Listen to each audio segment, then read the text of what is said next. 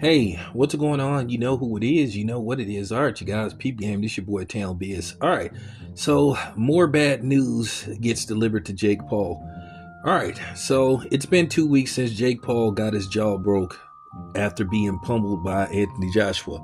Well, today he was delivered more bad news as he has been officially dropped from the WBA rankings for a cruiserweight title or cruiserweight title contingent.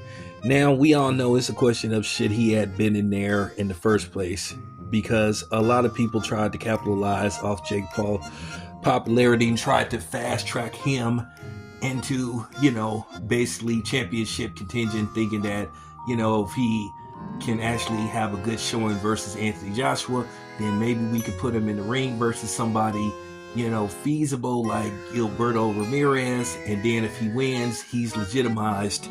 But that fell short, way short, as many people saw what Jake Paul did, in which Jake Paul basically literally was on the back pedal and just, backpedaling pretty much the majority of the fight, hoping that maybe he could land something meaningful that could put Anthony Joshua lights out. And Jake Paul punches was like getting a potato chip bag through at your face when it pertained to Anthony Joshua. I mean, Anthony Joshua didn't feel absolutely nothing. So that's what made it even more hilarious.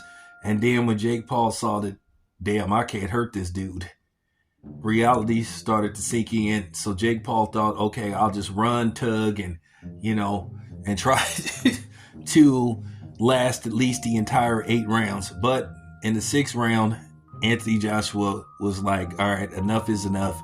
He ended it. And people still believe that Anthony Joshua carried Jake Paul because many people believe had he cut off the ring, had he threw certain type of punches, that he could have ended that fight even earlier. But, people had paid their money to see the fight, so they wanted to get, quote unquote, their money's worth for the most part. But anybody with common sense knew that fight was going to end no other way than Jake Paul being knocked out. Now, all the people that's sitting up here glazing him and on this nutsack talking about, well, give him credit. Credit for what? Credit for what? Y'all don't even give actual fighters credit. Y'all don't even give Terrence Crawford the credit he should get. But you sitting up here wanting us to give this dude props? Like, man, if y'all don't get y'all asses out of here with that bullshit, like, enough is enough. So now, I think reality hopefully has sunk in with Jake Paul. He's not that good. Compared to seasoned, trained professional boxers, compared to him who just took up boxing 6 years ago, now he should know the difference. And with that being said, hopefully, Jake Paul just gives it up. Now, if he wants to continue to do his, his boxing entertainment fights, because to me they shouldn't even be categorized as actual boxing. If he wants to do boxing entertainment, okay, fine, but it's only going to get worse. Like I said, what is out there for him? Is there anybody that you actually could put him in the ring with that wouldn't try to hurt him?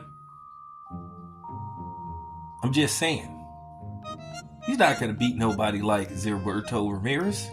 He's not going to beat, for real, he's not going to beat Zerto. He's not going to beat David Benavidez. He's not going to beat Bibble. He's not going to beat Arthur Beterbiev in a fight. He's going to get hurt. You will see the difference.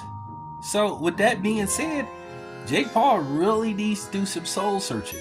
Because I think for the long haul, and I think for the foreseeable future, I think this is over. And you've been hearing that Netflix is not happy with the results. When you go from allegedly 175 to 30 million, big difference.